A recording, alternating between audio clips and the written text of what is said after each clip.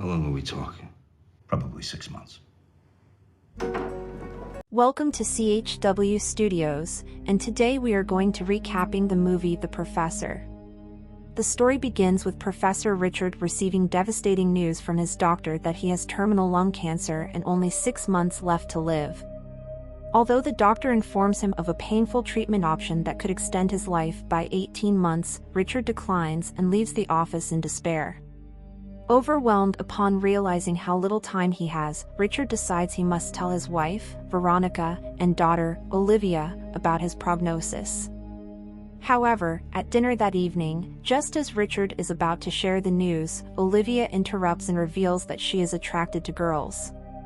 Veronica dismisses Olivia's confession, angering her daughter, who abruptly leaves the table. Taking advantage of the moment alone, Veronica then confesses to Richard that she is having an affair with his boss, Henry, further straining their already troubled marriage. After a heated argument, Veronica also storms off. The next day, Richard dismisses the students only taking his class for easy grades, leaving just a few devoted pupils. He assigns them to read a book on a specific topic, stating that deeply learning something new from the text will earn them an A, while superficial reading will result in a B.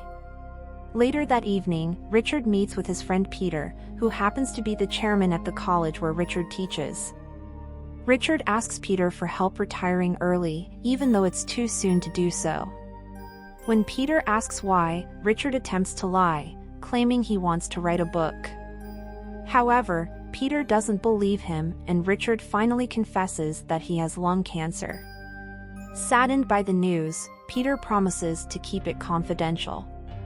In the following scene, Veronica and Henry are talking, and Henry suggests Veronica apply for a job at Richard's college. At home, Richard tells Veronica he doesn't care about her affair with Henry. He says, from now on, they can both see other people, but must keep it secret from their daughter. Later, Olivia comes home with her girlfriend but leaves angrily upon finding her parents drunk. The next day in class, a student named Daniel offers Richard a cigarette, but he declines, put off by the smell. Richard asks each student to introduce themselves. The first, a girl named Claire, is asked why Richard should know her name. When Claire mentions her uncle Henry is the college president, Richard expresses his dislike and Claire agrees that she also doesn't like Henry. Richard then tells the class they'll continue at a bar and everyone agrees. At the bar, Richard advises the students to live freely, since death is inevitable, and to learn new things to avoid boredom. While they're at the table, a waitress arrives, whom Richard flirts with before becoming intimate with her in the bathroom.